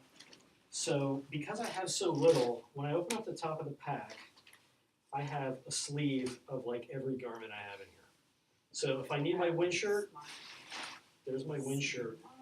If I get my wind shirt, usually I'm doing that because it's getting to be towards evening, it's starting to cool off. Maybe I'm gonna go sit by the kitchen and have dinner. Maybe I'm gonna hang out there for a while. So when I get my wind shirt, my headlamp comes with it. Now I'm set up for darkness. My rain jacket, just basic Marmot rain jacket. And if it's really warm out, I end up not hiking. If it's raining and it's really warm, I'll just hike in the rain and get wet and dry out because I'll just end up sweating inside a rain jacket. My insulating layer is a down jacket. So now it's starting to get really cold. I'm going for the down. When I go for the down, I also get my warm hat, which is stored in the pocket of my down jacket. The last major thing are these really lightweight, they're technically wind pants. They're not 100% waterproof. But they dry pretty quickly, and if it's a light shower, yeah, the drops of water will land on here, it'll get wet, but my body heat evaporates it. So I don't have like real rain pants. And I can be warm through the evening in my shorts and just this thin layer on, surprisingly enough. But when I'm backpacking, I just like, my body just starts cranking out the heat. It just becomes a furnace, so I stay pretty warm. If I'm going out for a week, like this trip, my food is gonna weigh somewhere between 9 and 10 pounds, and it's gonna take up about this much volume. So this is like the major content of my pack is food, which is gonna be consumed throughout the trip. In addition, I do have a pair of long underwear pants. I carry them, I hardly ever use them. I used them on the day that it was really cold. Once that day we had the sleet and snow. By nightfall, I put these on for night. I also used them one time when we had a visit from a bear, and I had to stay up like most of the night to make sure the bear didn't come around. It got really cold. So I wasn't going to be in my sleeping bag. My second pair of socks are in there. One pair of socks are my trail socks. I wear them every day. I try to keep them clean. I rinse them out a lot. But they're on my feet every day. This is the nice, comfortable, clean, dry. When I'm in my sleeping bag, these are on my feet, not those nasty old things that I've been wearing on the trail every day. So, and these could be my trail backup if like something like my socks tore or something like that. But yeah, that's all my clothing. My tarp, like I said, it's like basically a 6x8 foot rectangular piece of silicone impregnated nylon fabric, and then I have to figure out how I'm going to pitch it. And last thing is my cook set. Basic little titanium pot, kettle for boiling water. I made a little koozie out of pipe wrap you buy at Home Depot. I do some of my own little, like freeze-dried meals, but using couscous and instant rice and stuff like that. You can just get away with hydrating. And since it's not coming in a foil pouch, I can just boil water, put the food into it, put it in the koozie, let it sit for 10 minutes, get nice and hydrated, and eat it right out of the pot. Inside here, my lighter. Lighters are great, but if they get wet, you won't get a spark off the strikers, so keep it nice and dry. I have a little measuring cup that I use to measure out my fuel. So with my stove, it has no control, right? The idea is measure the fuel, light this thing, get it primed, put the pot on there, get the water to boil. At about the time the water is boiling, the fuel's burning out. So, and you can find out how to make these things, cool YouTube videos and stuff like that. There's all kinds of fun stuff out there. It's made out of the bottom of 2 Coke cans.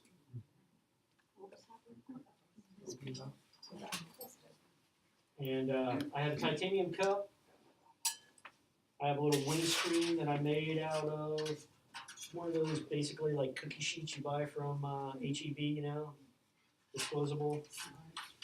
And the pot. So like a dinner, typical dinner, I might be eating it out of the pot. And then I've got the cup for a drink. Typical breakfast, I'm going to have a granola out of my cup, and I'm going to have my Grande Starbucks Via Packs out of my big 16 ounces of coffee out of this bad boy. In the koozie, staying nice and warm on a cold morning. And last thing in here is my sleeping bag. So, you know, you can buy a compression sack to get your sleeping bag to be nice and really small and compact. Or you can just shove it in the bottom of your pack and just start shoving everything down on top of it. So, yeah, and like I said, you know, by the time I'm going to bed, I'll have a lot of my clothes on. My jacket becomes my pillow. So I'll just take this guy and stuff my raincoat and all of the fabric from the down jacket into a sleeve. And it becomes a nice little roll that I can just basically put behind my head in the hood of my sleeping bag. And that's my pillow. So I have a question. yeah. What's the purpose of the bag in the bag? The bag, that's what keeps things waterproof. Okay, Alright, So rather than a pack cover, okay, I just have a trash compactor bag. You know, you don't want to use just a regular trash bag. You'll poke your fingers right through about the third time you try cramming everything in there. So this is really heavy gauge. If my fly is really wet, it can go in my pack outside of this. So anything that I want to stay dry goes inside. Anything that's wet or I don't care about can go outside. So it kind of gives me the ability to help keep my sleeping bag clean when my tarp is in there as well, stuff like that. And then, like I said, this is this pretty much goes on the ground like that at the feet. The pad goes on, sleeping bag goes on top of it, and if it doesn't look like it's gonna rain, that's it. I'm just sleeping out like that. Yeah. And what size is that bag? That maybe 45, 50 liters, something like that. What is the weight? How much does it weigh? That pack, about 2 pounds. Not with all your stuff. With all my stuff, I can hit the trail for a week. For this trip, 26 pounds. And 10 of it was just food, right? 10 of it was food. That's with 2 liters of water, so that's like 4.5 pounds. A full bottle of fuel, and 2 sets of fishing gear. 26 pounds. So that's as light as. And I had an InReach satellite communicator with me, also, which I don't have here, and a camera. do you take that on the plane with you? I put it in a pack duffel, and I put it in. I check it on the plane. Okay, I have taken this pack on the plane. but not the alcohol. No, Mm-mm. no. How about the trekking poles? The trekking poles, yeah. What I do is I wrap the trekking pole in the Mm-hmm. thing, strap it on the side of the pack. It all goes into a big duffel, and I check it that way. Yeah. Sometimes they'll poke around like stoves, stuff like that, but there's no cautions about things like that. You know, if you're carrying a big knife, you can't carry that on. Actually, The little 1-inch knife is okay. actually, I checked the knife. I think they've changed the rules I now. think they changed. So if it's small enough, you can carry it on.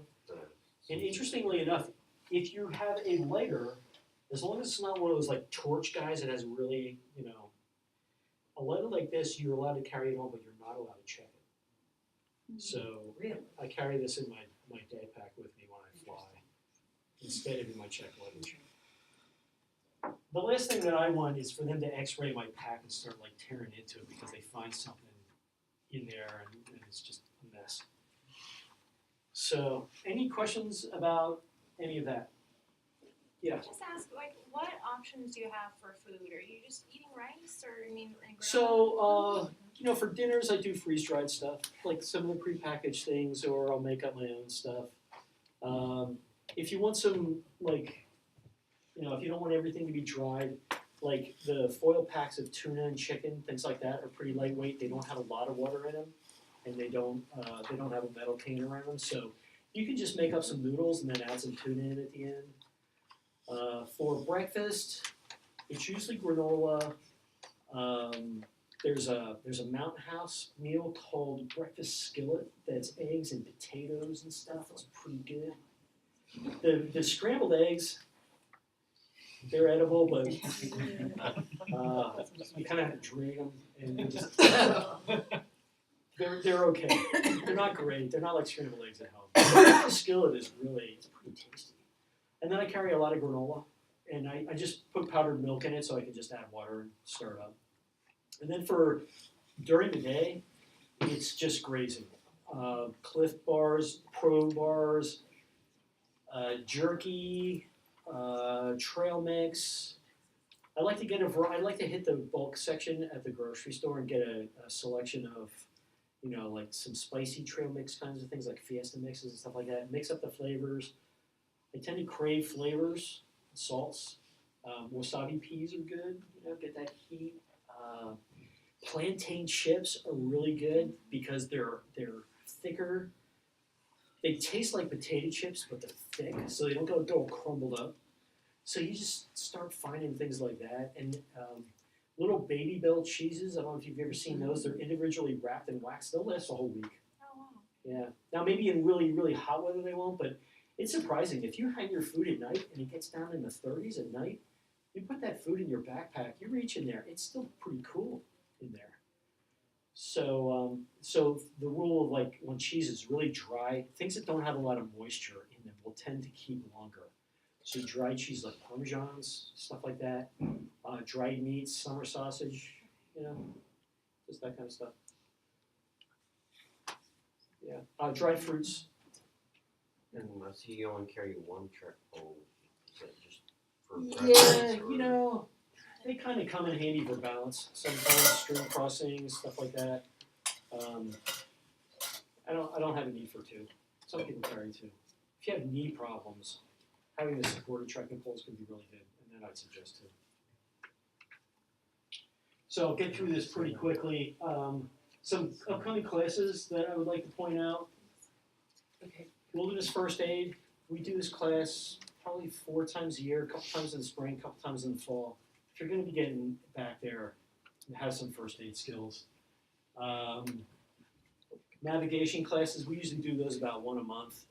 Really good. We go through a lot of time on how to read a topo map and stuff like that, and then we introduce some compass skills too. So it's part of that increasing your knowledge base. We've got hikes, probably about 1 a month right now on the hikes, an instructor's leading them. It's a great time to pick an instructor's brain too. Like I lead them.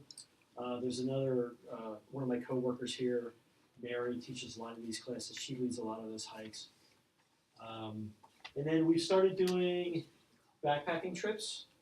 We had 3 scheduled to Los Maples in the fall, but only 1 of them made because we had some severe weather problems. But we're gonna have 3 of those to Colorado Bend.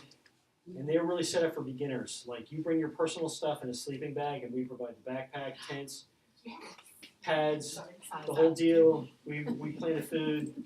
You meet at the downtown store. We all go out in a van together, go hike a couple miles, set up camp, the whole deal. So it's a great beginner's experience. And I think there's 1 March, 1 April, 1 May.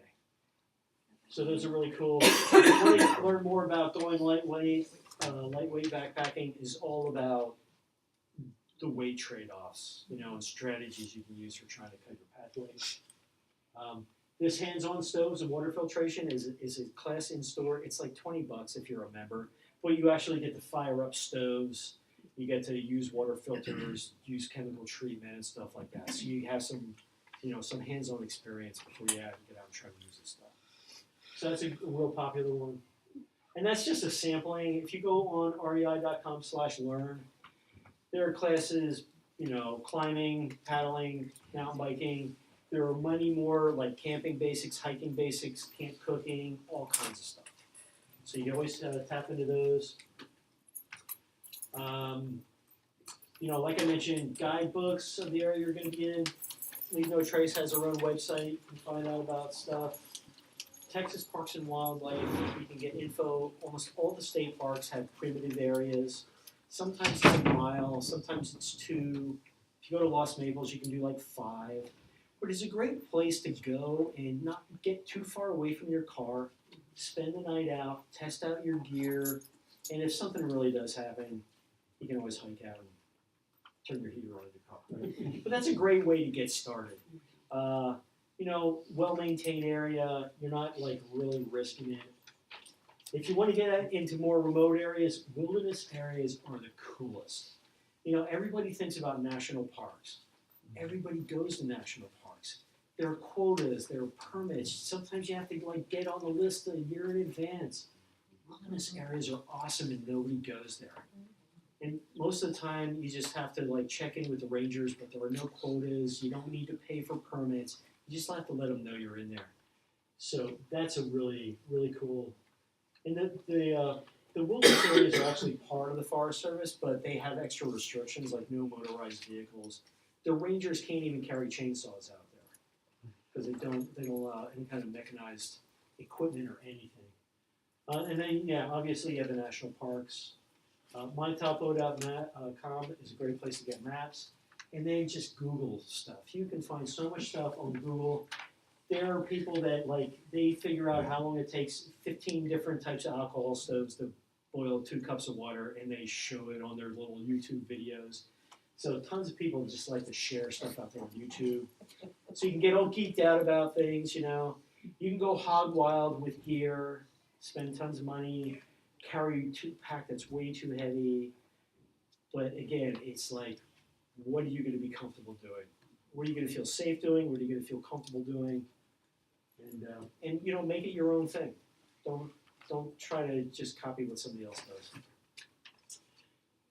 Let's see, REI Adventures has all kinds of trips that you can take. That's another great way to get started, either through REI or there are outfitters all over the place that will lead you on trips. You get to go out with somebody who knows what they're doing, knows the area, so you're not taking all that burden on yourself. You know, places like, groups like the Sierra Club do those kinds of things. There are lots of meetups. I can't recommend anything like that because, you know, it's kind of go at your own risk. I would certainly want to know people before I go, you know, out with them. So, you know, in conclusion, practice, leave no trace. Plan ahead and prepare. Lots and lots of gear options. Think about the conditions you're going to be in, temperature, weather, huge factors. Insects can be big deal. What's your desired level of comfort? What's the cost of all that? How much is it going to weigh? Those are big factors. And, you know, there's just lots of resources out there to continue to educate yourself, tap into other people who know how to do these things, get stuff off the web, whatever. Yeah. And if you're not a member, I'd be happy to talk to you about that after the class. Ways to save money on gear and all that kind of stuff. So that's it. I'm actually like half an hour over. Sorry about that. But That's great. Thank I hope you you so feel much. like you learned something. You know, I hope it was worth your time, and I really appreciate you all coming out. And I'm going to be packing this stuff up, so if anybody has any other questions, just feel free to hang out and ask. And yeah, I'm going to be like scrambling to get all my stuff here. Okay. Okay.